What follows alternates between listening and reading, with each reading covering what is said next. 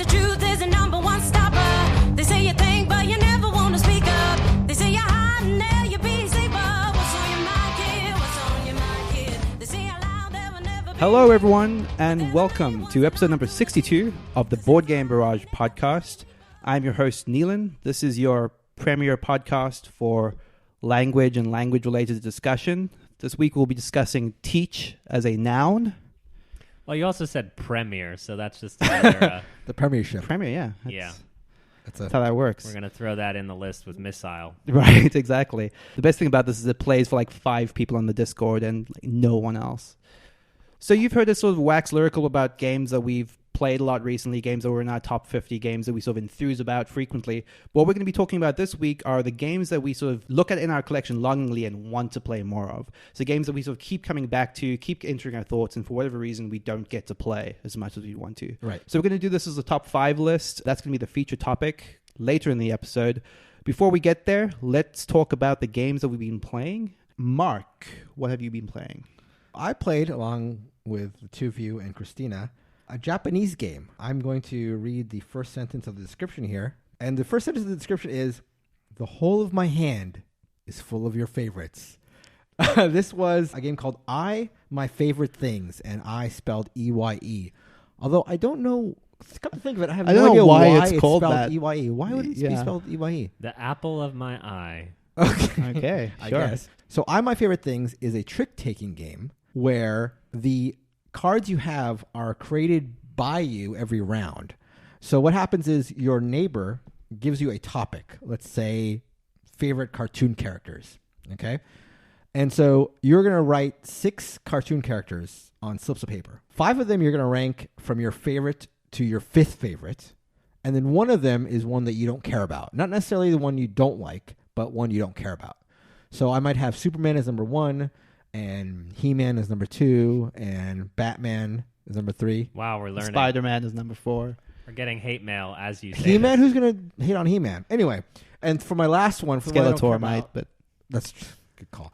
For my last one, I might say Flash Gordon, although that's a giveaway because who would have Flash Gordon in their top 5? Anyway, so you're going to write down your 5 of your favorite things and one that doesn't count, and then give it to the player who suggested that topic to you. So you're back to your neighbor. And then you're playing a trick-taking game where the value of the cards correspond to where they are in your ranking. So, for example, your favorite card is ranked 1, which is the strongest card to be played.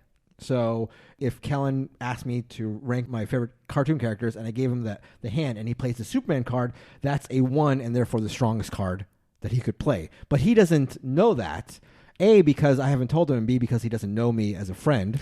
So that's what you're trying to do. You're trying to determine if you can sort the cards your opponent, not your opponent, but I guess the person alongside you has given you based on ascertaining how they would rank this topic.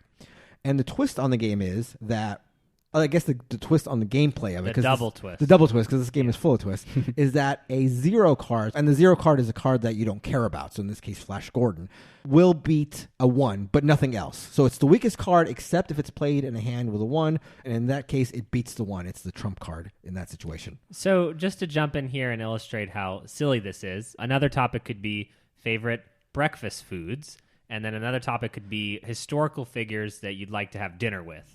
So someone has a hand of cards that says bacon, toast, avocado, and someone else has a hand that says Gandhi, Abraham Lincoln, and Jesus. And then you are playing those cards, so it's Spider-Man versus Jesus versus bacon. Right. And you are sort of trying to play a real quote-unquote trick-taking game, but it's more of a party game experience as you try to figure out your opponents. Right. So you play a round of 6 tricks, and you tally your points, and then you just play it over and over again. You play 3 rounds or however many rounds you want to play. You're there for the laughs. Yeah. You're there for bacon beating Jesus and Gandhi, basically, is what you're going for. And to learn about your friends, Kellen asked me the person who I'd most want to have dinner with, the historical figures category he just brought up, and... Yeah, Jesus was quite low, man. he's top 5? Well, Come on. That's nothing to sneeze at. That's nothing to sneeze at. He's not going to beat Abe Lincoln, who was my number 1, but he's right up there. Gandhi did not. Yeah, he did not make that list. We're having dinner too. I feel like not the biggest eater. Especially with like bacon and toast and avocado. on the Right, table. exactly. So, what else did we learn? Like Neelan's favorite accents, oh yes, yeah. Yep. which is why his Amazon Alexa has a specific accent. That's Yeah. right. Female accent. What was yours? Favorite cartoon character? Favorite television characters, I think. it Oh, was. favorite characters from TV shows. Yeah, right. And Gaius Baltar, how did no one know? Let's He be was your number honest. one. He was my number one. Got it. He is your number one. He is and always will be you my go. number one. This is a small Japanese game that you can make with index cards and sleeves, maybe would probably make it easier. But I think there were only 100 or 150 copies of this ever produced. There are rumors that an English publisher will pick it up this year. I think it is well worth your time. It's definitely a gamery party game. So you're not going to be busting this out because you have to understand trick-taking games to even get what's going on. Right. But in that context, I think it works really, really well for a game group who wants to do something a little different. Sure. It lives and dies in those moments where you play a card where you think you know the value and then you reveal it and then someone's like, Right. no, that's actually my favorite. It's like, how is that not your number one? Right, And it's like, exactly. yeah, it's got those great moments in it. So that is my favorite things. I will close by reading the last sentence in the description. In short, understanding your neighbor is the key to winning the game. Fiend. So true. So I played a little roll and write game called On Tour. I believe this was kickstarted and just fulfilled recently. I'm not 100% sure. But the way this works is you have this map of America in front of you, and there are 50 states all represented on it. Were you comfortable with the American map? Well, the best part about it is it was apparently not accurately representing some of the states, which I think was my favorite part, because we had a moment where there was like a state that was labeled MC, and we're like, what state is that? Because it's not, I guess that's not an actual state abbreviation. Macintosh. Yep, exactly. It stood for like mid-coast or something. So they Oh. did like this really bizarre, weird version Probably of all the states. made by a South African. Maybe. Clearly, yeah. It's a shot. So the way this works is if you imagine like you have all of these states as circles just on this map, and all the circles are sort of connected by just routes to each other. So some of the neighbors will be connected to each other, just like there's like a network of routes across this map. Then you roll these ridiculously oversized 2 red dice. They're giant. Okay. Each of them is 10-sided, and then that way you get two two-digit numbers using the digits in either order. So if I roll a 5 and a 6, I get 56 and 65. Each player then has to fill in both a 56 and a 65. You place them in specific regions that correspond to the cards, and there will be bonuses for placing them in very specific states as well. Okay. So I put my 56 on this side of the map and my 65 over here. Then the next turn comes up, and it's a 29 and a 92. So I have to put a 29 somewhere and a 92. The aim is, at the end of the game, once you've filled your map with numbers, to create a route in ascending order of numbers across the U.S. Okay. The aim being to sort of connect as many states as possible in ascending order, trying to go through the cities that were these ones that were these more specifically finely placed ones. Add those numbers together, how long your route is, how many of the circled cities that you went through, and that's your total score. So as you can imagine, it gets more and more constrained as to where you want to place these numbers, because you never want to put like a 63 next to a 23, right? Because you're trying to fill your map as evenly as possible. You don't exactly know which numbers are going to come up. So you might be hoping, okay, I'm going to put a 60 here and a 65 here, and I hope a number in between those two comes up so I can make that connection. Because otherwise you get to the end of the game and you have to fill some random number in that gap, and you've broken that chain completely. Right. So it's about sort of engineering chains and sort of making do with the little routes you have. It was pretty clever, I thought. I quite liked it. It's very stressful in a way that a lot of my favorite roll and writes are, where you get to the end and just like every decision feels terrible. It's like, okay, I'm going to put a 29 somewhere. That's bad. I'm just scrubbing off this half of the map. I'm going to put this 92 somewhere else. I'm going to put it here, and that's basically wiped that part of the map. So it's very restrictive and just kind of nasty by the time you get to the end of it. But nasty in terms of the game itself. It's not any interaction. No, there's nasty. no. Yeah, there's zero interaction in this. Yeah. Well, I should have just left the room. Right. In that entire description. Sorry, I just say it was a board game, a roll and write board game, which you're staring down at your. Okay, your so board like most. so let's good be games. helpful instead of describing on tour. We've played what, 15 of these now, 10 Yeah. of these now. Battle Royale them, dude. Oh yeah, one of my favorites. Yeah, who's at the end of this?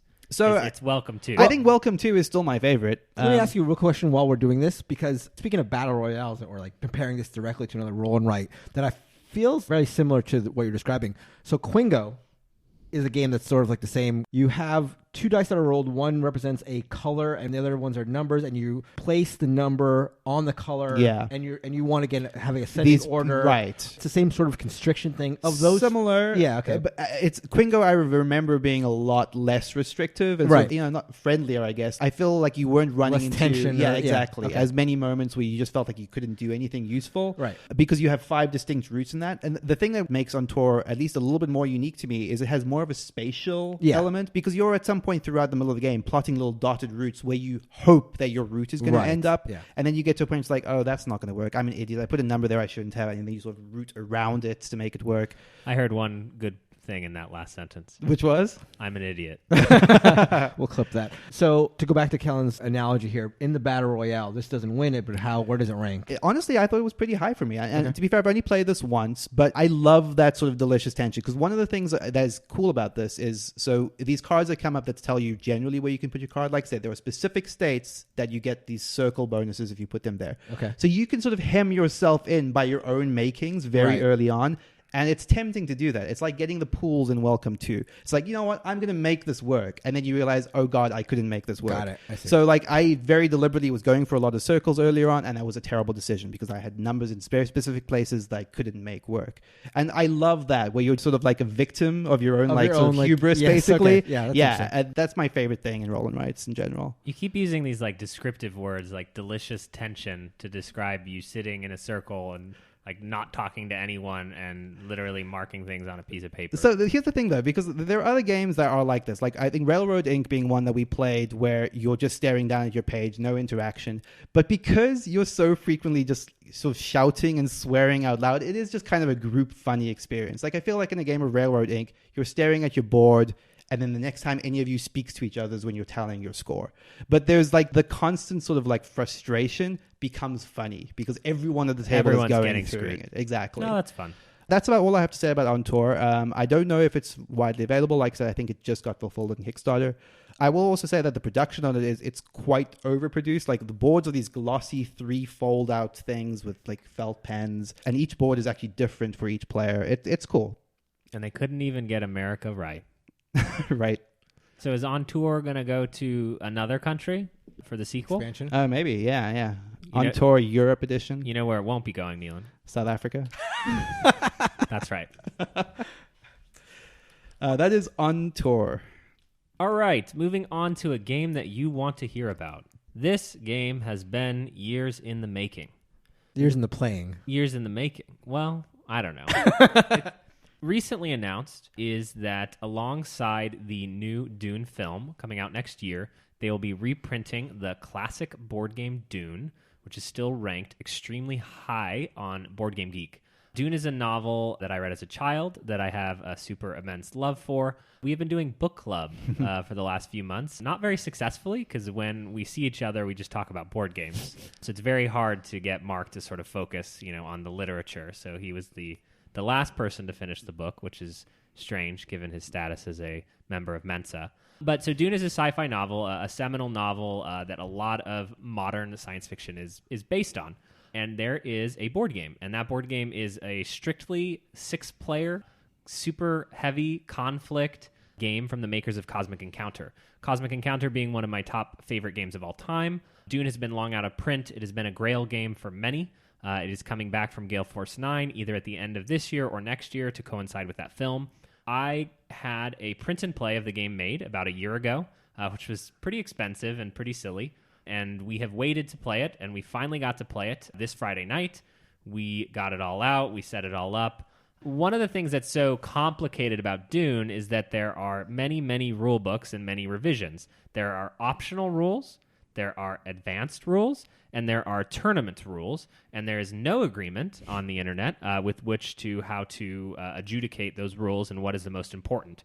So for those of you who know, we played a game using the basic rules with the optional Kamara powers, but we did not play with advanced combat. So that's quite specific. But anyway, what is so cool about the Dune board game is that every asymmetric faction in this game is truly asymmetric. Like what you can do and how you exert influence on the game is very, very specific to your faction. For example, the basic premise of the game is you're trying to get strongholds on a desert planet. There are areas on the board where the sand is super dangerous to traverse across. Every round, the storm will move and destroy territories and destroy the spice and any people on it.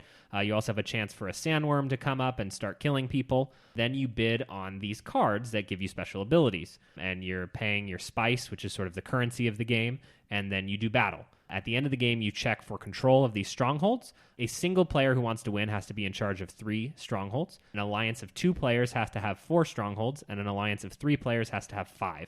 Alliances is a formalized process in the game, but the different asymmetric factions, one of them, for example, the Emperor, who is Mark in our game, has way more money than everyone else, way more spice, because in that auction round where you're acquiring cool cards for your deck, Mark is getting all of that money. So there's no bank that you're paying the Emperor. So I struggled as the Ben Gesserit player. I had 2, 3, 4 spice per round. I don't even know what you had, but it was probably 20. Routinely, I was over 20, yeah. Yeah. And then you have different types of transports in the game. So Neelan played the Guild, which is another faction, and they are in charge of all the shipping. So when people pay to ship in new troops to Dune, Neelan's getting that money, okay? Everyone starts from a different position. The Fremen, the native faction, is really good in the sand. They can kind of know where the storm is. One player is the Atreides, and they are the information brokers. They can see the hidden cards that you're bidding on. They can see where the spice is going to be coming in the next round, and they can choose to share or not share that information. The Ben Gesserit, the faction I played, is extremely weak, but has a very good special power that if you ally with them, you get access to that voice, forcing other people to play specific cards in combat. If this sounds insane, it is insane. And we played this for 5 or 6 hours. 5 hours. Yeah, Just 5 under hours. 5 hours. We may do a deep dive at some point in the future. I think this is a hot take. I think this game is crazy. I do not know how this game is going to fare in the marketplace in 2020 or 2019. If you are someone who likes Cosmic Encounter, likes crazy insanity and special cards and this power and that power, this was really cool for me. It's deeply thematic to the Dune universe, so your powers make sense. But if you don't know Dune, none of that's going to make sense, and It's going to be quite complicated. So the base core system is not that complicated and has some interesting ideas in it. But then you have like 7 powers that some can be canceled with cards, some can't. There's a lot of exceptions and little ticky-tacky rules. It was very hard to get through the rules explanation for this. Why don't you guys give your hot take on Dune? So I'll start with the frustrating side. One thing that's sort of frustrating is not having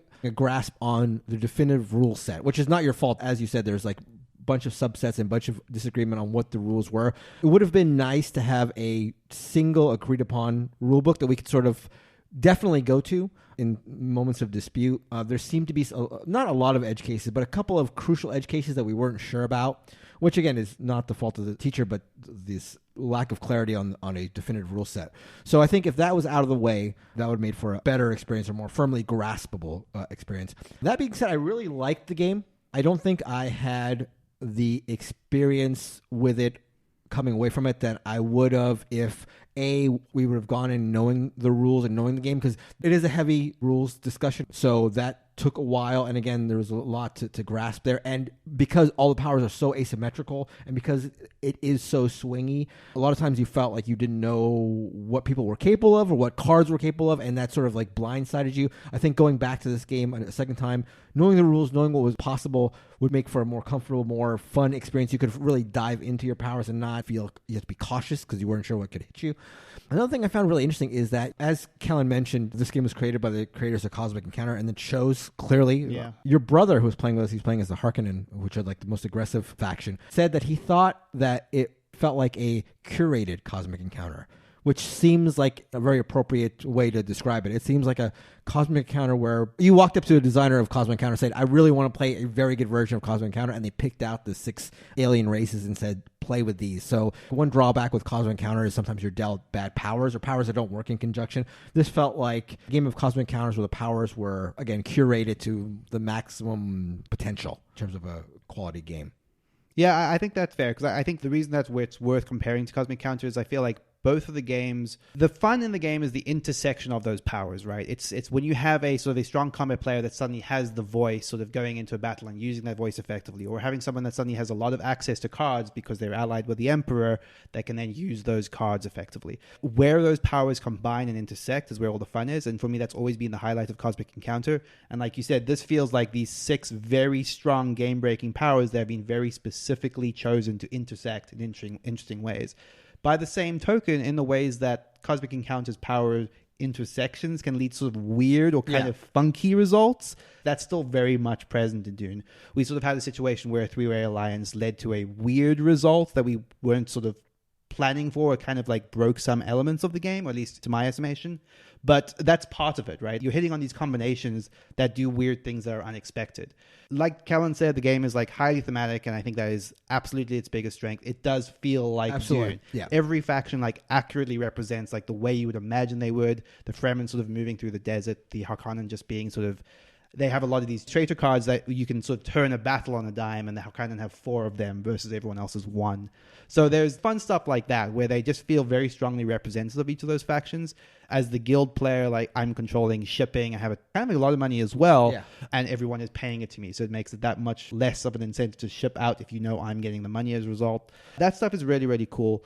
I think my faction hurt my enjoyment of the game specifically because I think you had described them, I was playing as the guild, and you described them as the police of the game. So in this sense, the designers are very, very prominent and very outspoken about saying that they're not interested in balance, which is something that Cole Worley has said about his game of Root, and has since rescinded that and tried to make Root balanced. In Dune, the Harkonnen and the Atreides have a very, very strong early game, and then you combine them with the Emperor, who has all the money, and so that 3-way faction alliance of the Emperor, Harkonnen, and Atreides left the rest of us feeling extremely oppressed. And the only way to even deal with that oppression was to force the guild player, Neelan, to do things that he didn't really want to do, but sort of had to do. Yeah. And that felt bad. I mean, in a way, I'm actually, honestly, Mark, I'm surprised that you did that, because it was almost the word we were using, a degenerate sort of... Yeah, I was going to say, pretty much constantly referred to the game as degenerate from that point onward. In a first play, my goal is usually to ensure enjoyment.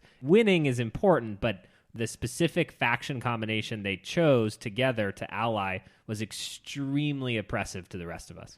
Right. Well, and one of the things that was actually kind of also funny to me was sort of as that happened, we sort of had this moment where like, you realize that this is going to make the game weird. And we're like, yeah, that's it. This is the 3-person alliance, and we're sticking with it. And I stand by that to this day. And then we, like, I get what you're saying, but if you are telling me that, okay, this faction is overpowered or something, or this faction is going to force other players to play. So, I mean, obviously, I want everybody to have fun, but it's on the game. Like, if that's going to end in a bad situation for other players, then I don't feel guilt. I mean, I'm not going to do anything that's going to, like, ruin an experience. And maybe I didn't know the game well enough to know the extent to which it was going to force them to play suboptimally. I don't think I would have changed my move. Just imagine this, right? The Atreides have a special power of prescience, so they can write things down during the game, and no other faction's allowed to. So Christina was looking at all the cards that were being auctioned off by the rest of us, and they were passing around a book with all the names of all the cards that we had.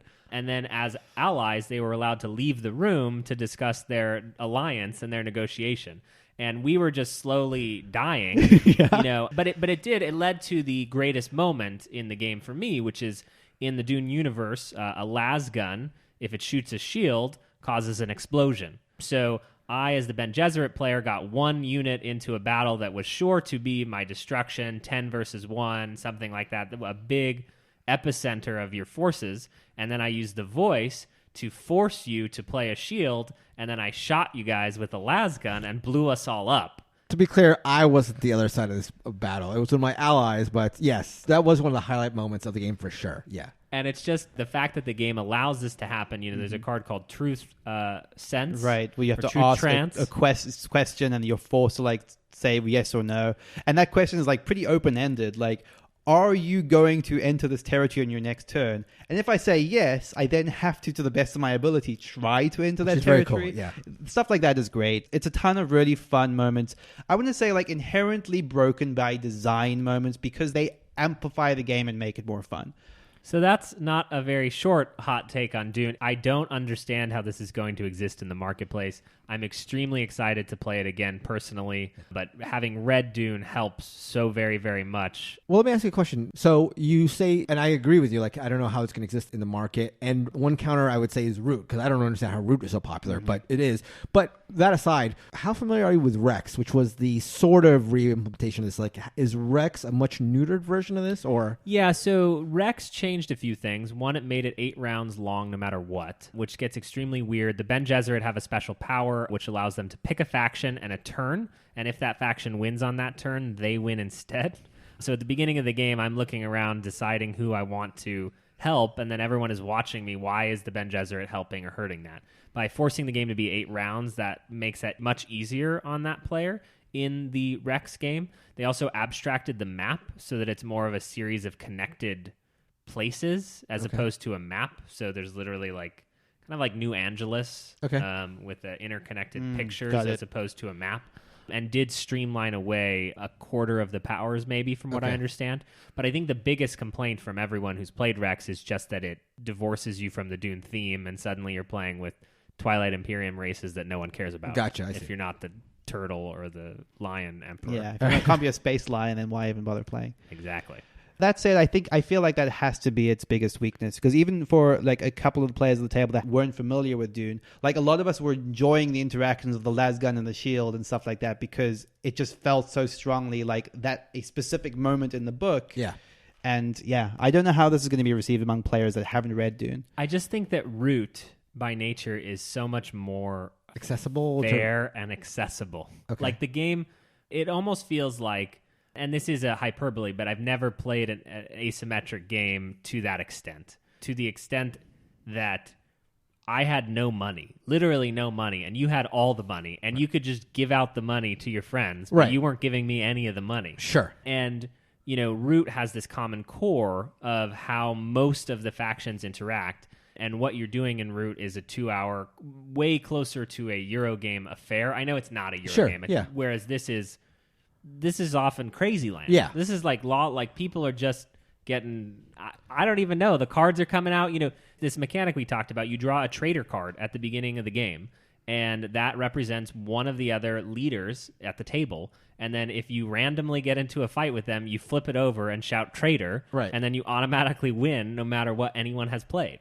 And that's incredible. Yeah. And I actually, like, at first I was reading this, I'm like, this doesn't make sense. But then when you start the game, you realize, oh, I actually want to fight this person more because I want to Increase the use chances, this yeah. so badly. And then when you find out that the Harkonnens get 4 of them, it makes you deathly afraid of them. Yeah, right.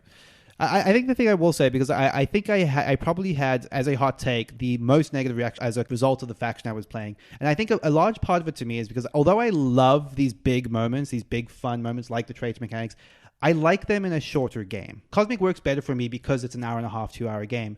Like we said, this took 5 hours. If you're in a critical battle towards the end of a 5-hour game and then suddenly someone reveals their traitor card and you've just lost the battle, that's rough. That's kind of rough. Yeah. And you have to be okay with that. Like, you have to know what you're getting when you go into this fair. game. It is also a game that is famously 30 minutes long to 7 hours long, where it is very possible for factions to win on even turn 1, which is nuts and insane. So we want to play Dune again. We will play Dune again. It's so unique. If you want to talk to us more about Dune, I'd love to talk about it. You can talk to us in the Discord, which is at boardgamebarrage.com/Discord.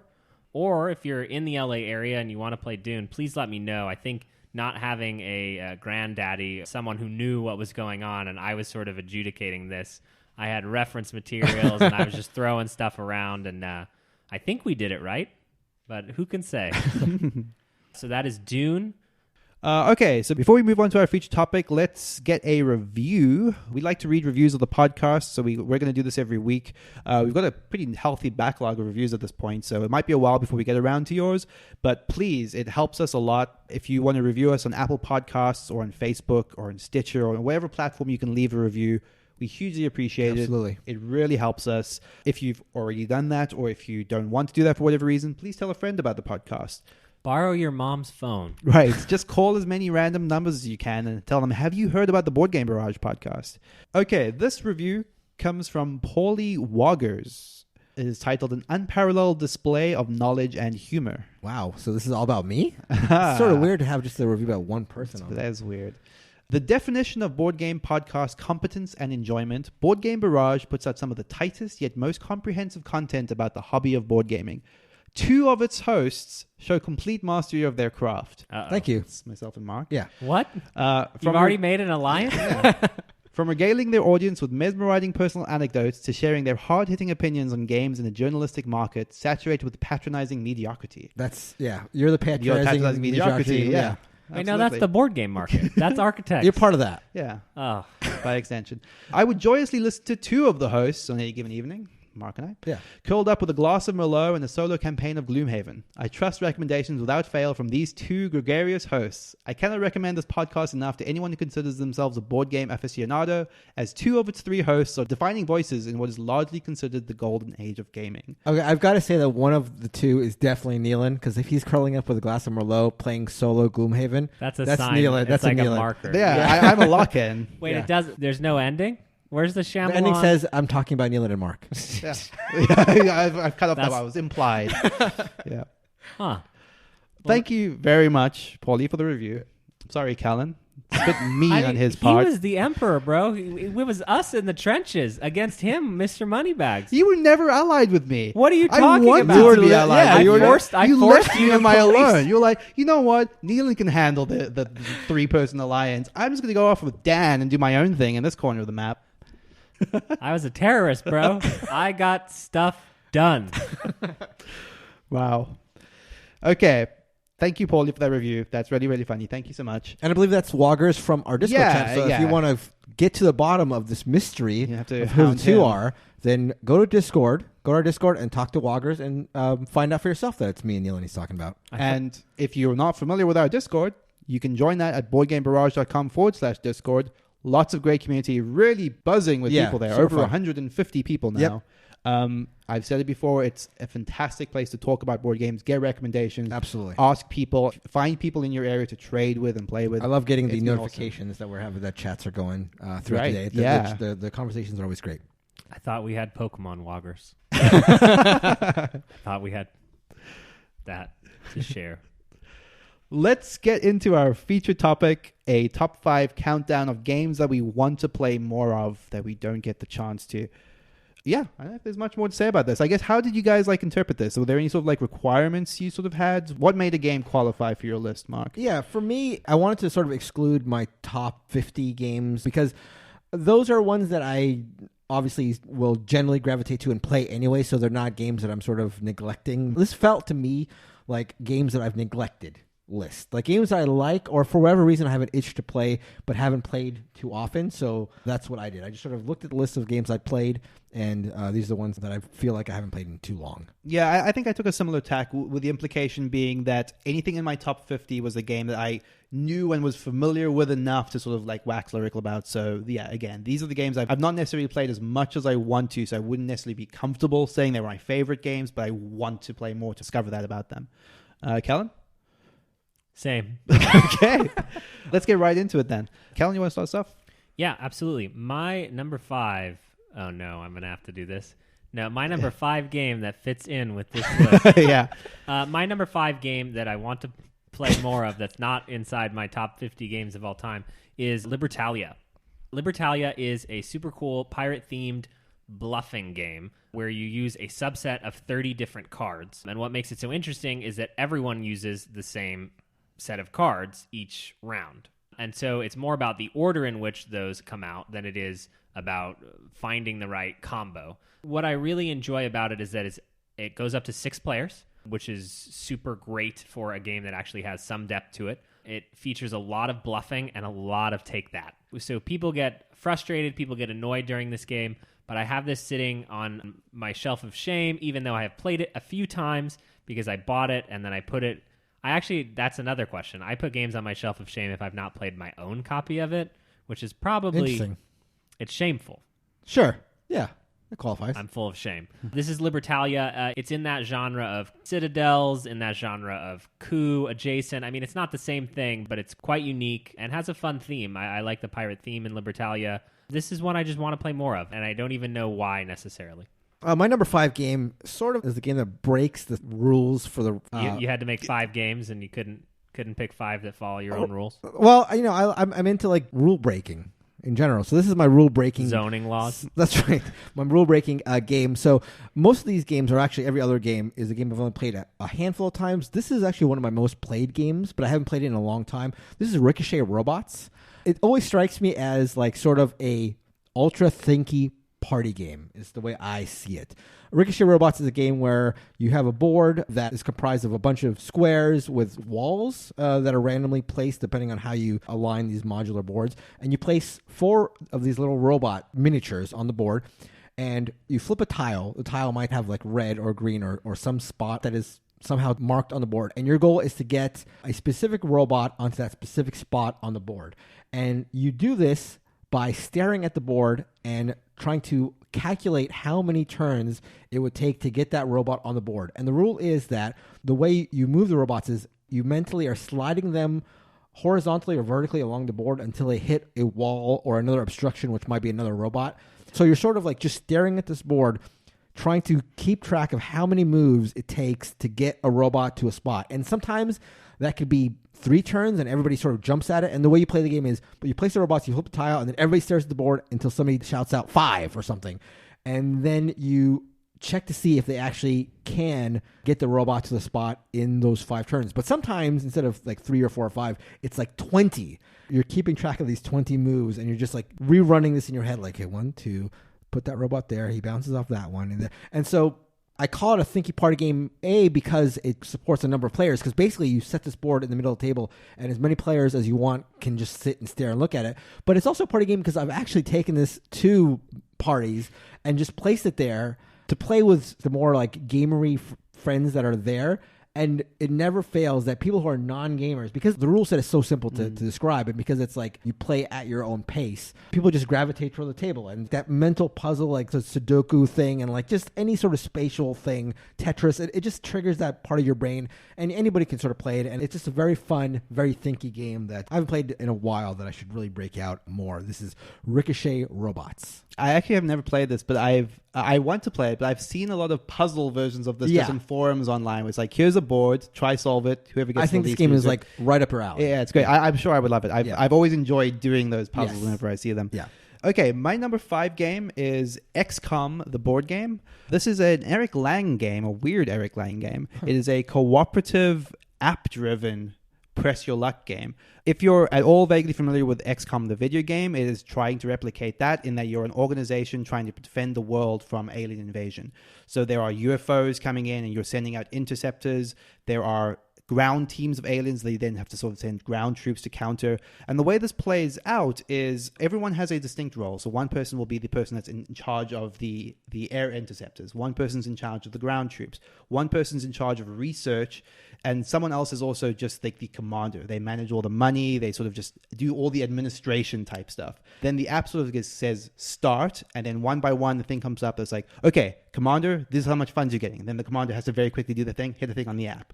Then tactical advisor, aliens are coming in. They sort of have to do a thing, set up maybe defenses, hit a button on the app. And this just sort of goes around the table in sort of a randomized order where you're just very, very quickly, as fast as possible, trying to sort of counter all the things that are happening. And then once the time runs out, you resolve everything. So if I've decided to deploy sort of interceptors out to counter these UFOs, you're going to be rolling dice in a sort of press your luck way, keep rolling until either all of your guys are destroyed or you've eliminated the aliens.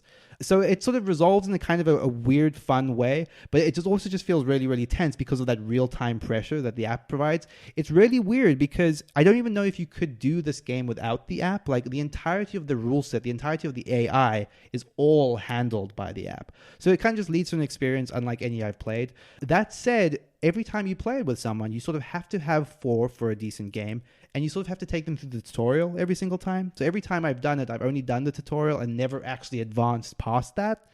So that's kind of the main reason I want to revisit it. I want to get a group of 3 other people rather, that we can just keep pushing forward against it. Right. And that's just never happened for as long as I've had it.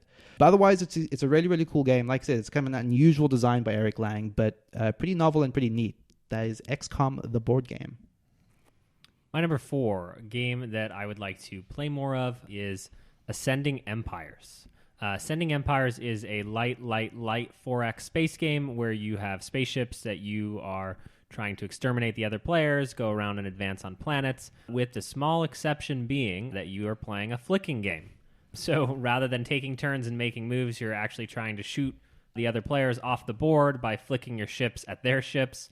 This is as cool as it sounds. The technology trees and all of the upgrades that you can get are very straightforward to basically promote more of a light experience. This one is going to be re-kickstarted this year from the guy who made Catacombs, which is a flicking dungeon crawl game. Ascending Empires is many people's grail game as well, and there's a lot of fan-made versions of it. It's hard to acquire right now, but it will be coming back to Kickstarter, so I'm excited to check that out. That is Ascending Empires. Yeah, we all played this together, and I instantly wanted to get it, and then you told me about the upcoming Kickstarter, so that's the only reason I haven't pursued it. But yeah, it's definitely one I'm going to try to grab.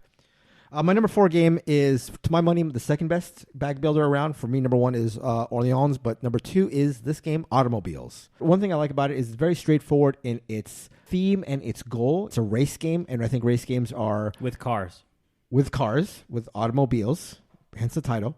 I think race games are usually among the easiest sells when it comes to getting people to play a game because everybody knows what a race is, and you're racing to the finish is a very visceral, evocative thing. And there are a lot of powers in this game, so that it's not necessarily the most thematically accurate game because you're drawing cubes out of a bag and you're able to activate powers based on the cubes you're getting. But in a lot of ways, it is thematic. You can push your car, you can move your car in a way to, move along a track very quickly, but you're going to put wear on the car, and those wear cubes are put into your bag, and they're basically gumming up your bag. There are cubes that when you draw them do nothing for you, basically. Another thing I like about this game quite a bit is that there are, I think, 6 color cubes. When you draw them, they activate 6 different powers, but the power that is associated with each color cube is variable. So there are 4 different kinds of powers that the red cube can be and 4 different kind of powers that the green cube can be. So every time you play this game, you're going to have a different experience because the green cubes might do something different this time and the blue cubes might do something you've never tried. The game moves quickly.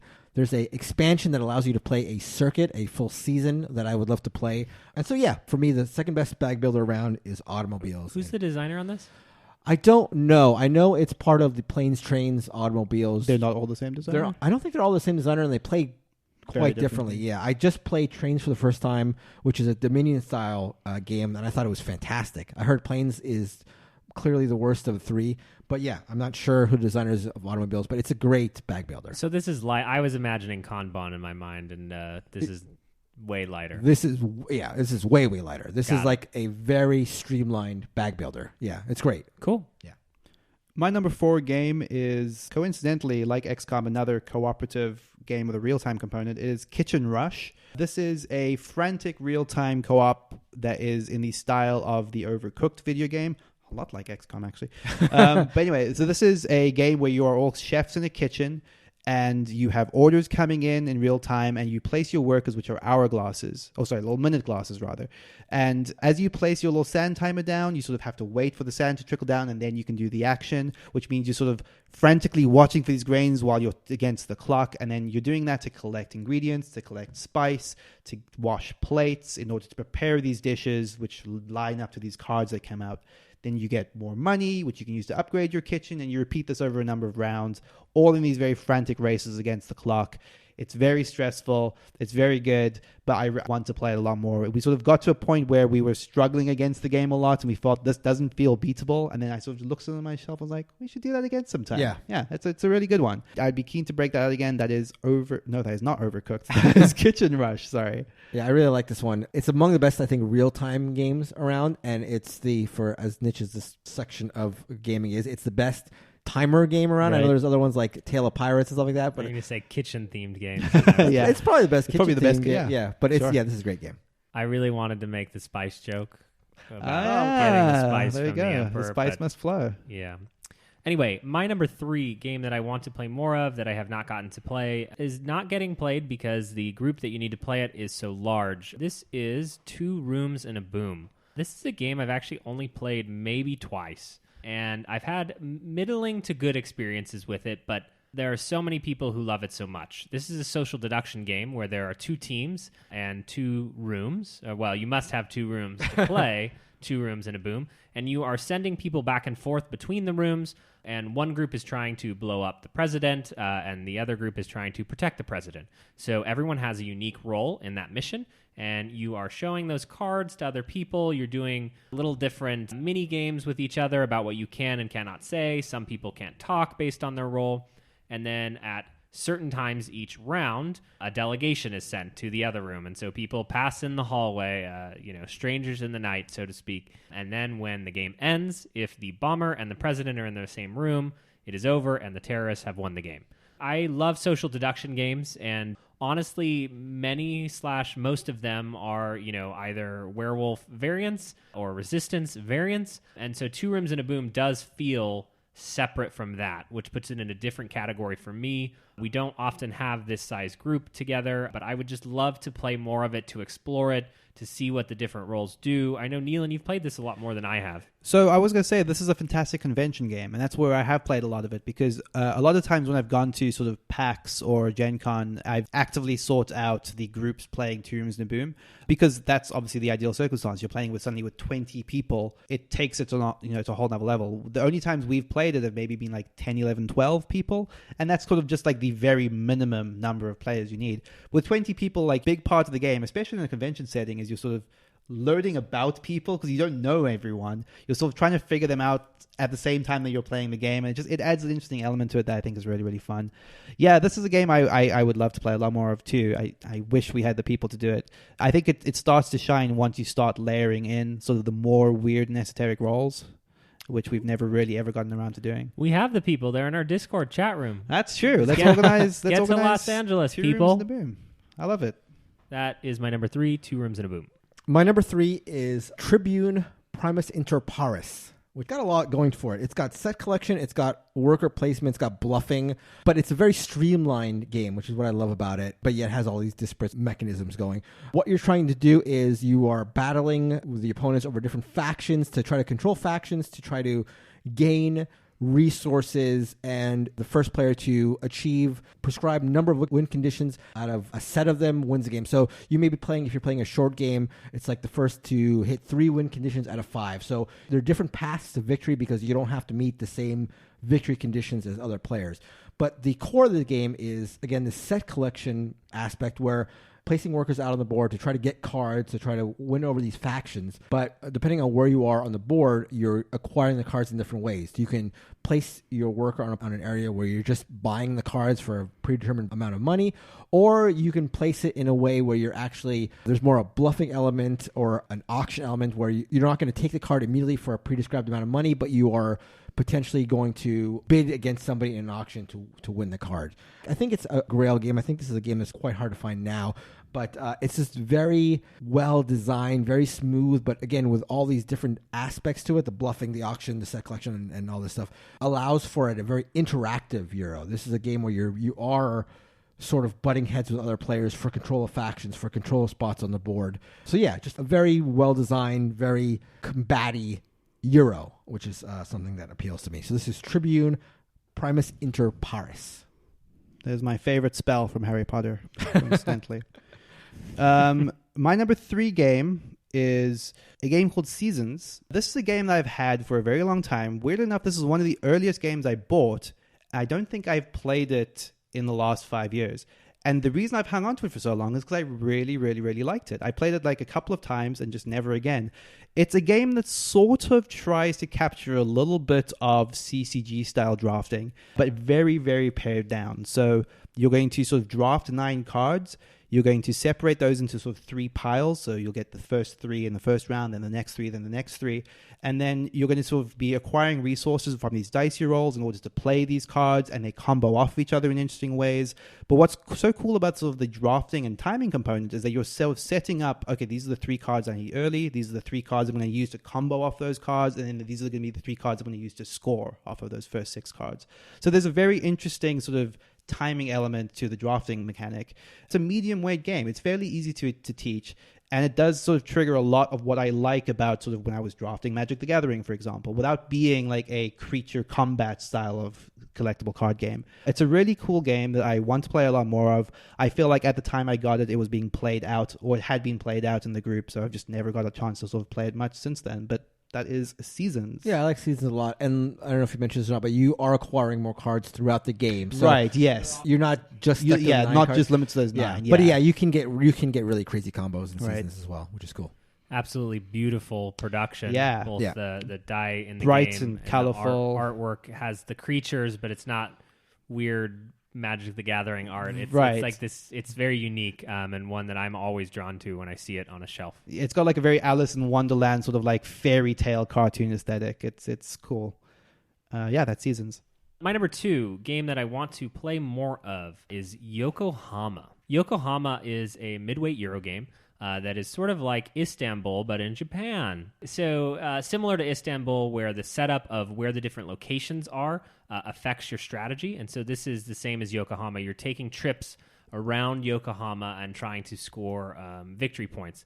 It's a very solitaire-ish affair. There are ways to block and interact with people on the board, but there's something about the setting that I love about this game. This game recently kickstarted another reprint of the deluxe version, so I jumped in on that, which is very unusual for me for this weight of Euro game. But I've enjoyed my 2 plays of Yokohama and want to explore it more.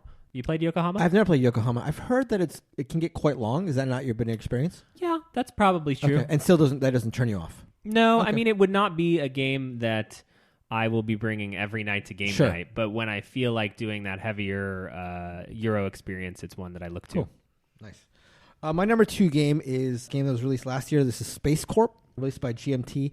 So this is an interesting game because I feel like it escalates in heaviness. It's weird. I have a hard time pinning down the weight or the meat on this game because it's a game that can be played in 3 ages, basically. And the ages get more and more complex as you go along. At its core, it's a hand management game. You draw a hand of cards, and you can potentially buy more cards, and you're taking your actions based on the type of card you're playing. So there are cards that allow you to move. There's cards that allow you to like build structures on planets and on moons and stuff like that. And cards allow you to draw resources from these planets. And it feels like it could be very heavy. And in fact, it is, I think, from the way I understand it, because I've only played the first of the 3 ages. What struck me is that first age seemed like quite an interesting game in terms of the decision it allows you, and the theme seems to shine. It's a very scientific game, for lack of a better term. The cards seem to be very like honor the science or very like accurate to the theme. But that first game, including the teaching of it, ran 45 minutes. It was very quick.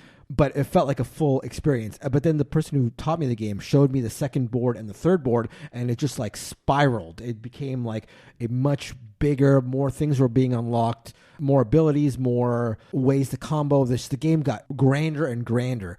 I was very happy that it felt like a satisfying experience in just that first age, where I would just play that a number of more times. But if I wanted like an epic scale, we could potentially play this like 3-age game and just have like an experience that morphed from a very, because you're still playing the first age and that's still a very quick game. But then by the time you get to the 3rd age, now you're, instead of like staying in your solar system, now you're across the galaxies and you're going into wormholes, and it just becomes a whole different epic experience. So I'm interested to play the full breadth of SpaceCorp. That sounds incredible. Yeah, it's crazy. Okay, my number 2 game is the Voyages of Marco Polo. And if you've heard me sort of talk about Sulkin before, this is by the same designers as Sulkin. So this is definitely a game that would be very much in my wheelhouse. It has elements of games I like a lot. It has dice drafting, which is one of my favorite mechanics. And this sort of came to mind recently because I just recently played Grand Austria Hotel again, which I believe has a designer. Is it not the same designers, but at least some crossover? Yeah, there is designers? some crossover. Yeah, those guys always cross over. Yeah. And that just reminded me that there was this game that I had played once. I believe I played this with you, Mark, at some point, and I loved it. Yeah. I just haven't played it ever again. Like, it wasn't on my top 50 for that reason. I've been itching to play it again to get a solid opinion of it, but I really, really loved my first play of it, and I've been trying to like either get a copy for myself or bully you into playing with me Yeah, I would love to sometime. play Yeah. it. Yeah. This came up on our Asymmetry episode as a game that just has these really wacky powers where every single person's specific asymmetry is insane. And in a Euro game, that's just such a weird and exciting thing. That is the Voyages of Marco Polo, and that's a game I would love to play again. Yeah, I've said this a number of times, but like the fact that the powers are so broken is incredible, and also the game absolutely does not overstay its welcome. It's like it ends, it's like an hour and a little and change. Like and you always feel like if you had one more turn, it would be like it's great. It's great. That's the Voyages of Marco Polo. I have a feeling that if I were to try this game, that it might make my top Euro list, just based on your love of it, Mark, and the description of the powers, and not overstaying its welcome, which I think is super, super smart in Euro game design. All right, my number one game that I want to play more of that I have not at this current time needs no introduction. That is Root. Root is a game that came out last year. Everybody is talking about it. Asymmetric creatures in the woodland. We have played it a few times, and we even talked about it earlier on this episode when we were talking about Dune. Every faction does different things and cares about different things in the game.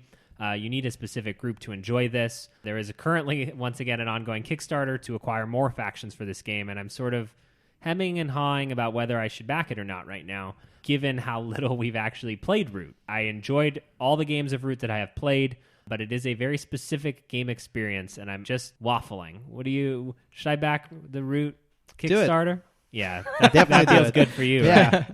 Again, this is like, I just am shocked by the love it gets. I'm all for it. I'm happy that it is, but just for a game that's like so close to a coin game to get so adored is great. I love it, but I would not have guessed that it would have this much popular acclaim. I mean, but I'm not one of those tryhards. No, you're not. No, I no one's like saying that. Yeah, okay. You would never try hard. Yes. Well, what? Wait, what? Come on. I could like war game. No, you could. Yeah, of course. No, I'm kidding. My number one game is, I think, almost purely a result of my recent plays of The Estates, which I've just loved. The more I play The Estates, the more I love that game. And this is a game that we played once together that I feel like scratches the same itch as The Estates. This is Container. This is a very, like The Estates, a very tight, a very interlocked game where you and your opponents are fighting for very limited resources and really are working together and against each other in ways that just are very, again, interconnected. A very tight economy like Estates. There is some money that comes into a Container, but it's very limited. And just my enjoyment of Estates makes me want to play more games that I feel like evoke the same feeling as it does. And we've only played Container once, but I feel like it's the same sort of tight economic game. Have you ever wanted to crash an economy? Right. And make everyone miserable for another hour? Yeah. I have. Then you found the right game. Perfect. It's such a weird, obtuse game. I'm kind of with you. I'm 50-50 on whether I'd want to play it again. My number one game is Lords of Hellas, which is an area control game that we've still to date only played once, but I think left a really, really strong impression on me the first time we played it. Again, this is a very asymmetric, dudes on the map style game where you're sort of competing to like kill monsters, go on quests, populate areas area control style, and then build these monuments, which are these beautiful little minis that get slowly constructed. You're acquiring crazy powers that get drafted, and you're just sort of spreading out across the map and sort of going on for one of these 4 different win conditions. It just seemed really, really neat. It does have a little bit of that Dune flavor of shonky powers that kind of maybe intersect in weird ways, which it felt really fun to me the time I played it. I'd love to get this back to the table and play it again. Yeah, so I remember having a really good time. You can actually watch our playthrough. It's on YouTube. Oh, that's true. That was one of the ones we streamed. Yeah. You can find out who won that game. I can't remember who would I can't. Who can say? Yeah. Who can Lost the recall? time. Definitely watch till the end and find out who won. And let us know. Delete that archive. Yeah, Very good. I do have control over that, Mark. Yeah. So that's going to wrap up our top 5 lists of games that we want to play more of. And I think that's going to do it for the show. Yeah, before we go, I did want to put a little shout out. We are starting our Gen Con planning. Gen Con 2019. Board Game Barrage will be there.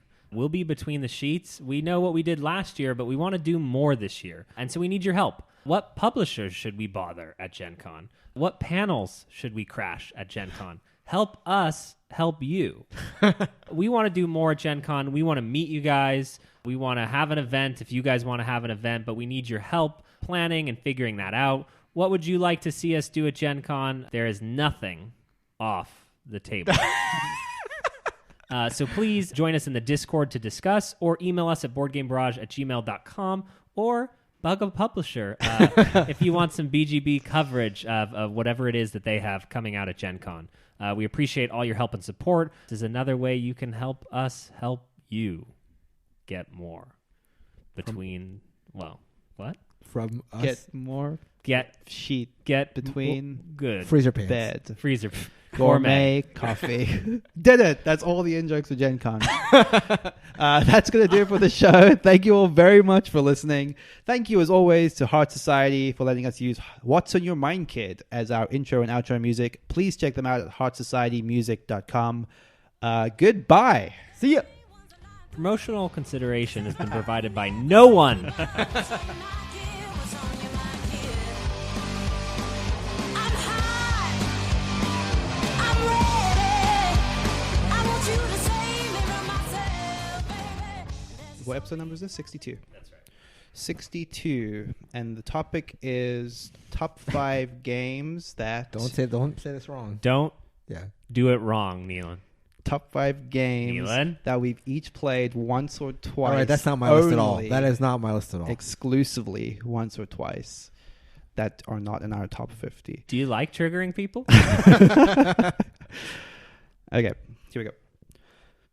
Hello, Wait, what is it? It's Dune. It's my favorite things. And what is the third one? on tour. I feel like Dune is going to be the Yeah, maybe we should do Dune third. Premiere. spiciest. The premiere. The premiere. The premiere topic. Is it? Do you go to a movie premiere? Yeah. Or is it like the cinema? It's a for movie. you? It's a cinema premiere. A cinema Yeah. premiere. Yeah, exactly. What is that, Neelan? How long have you been here? That long enough.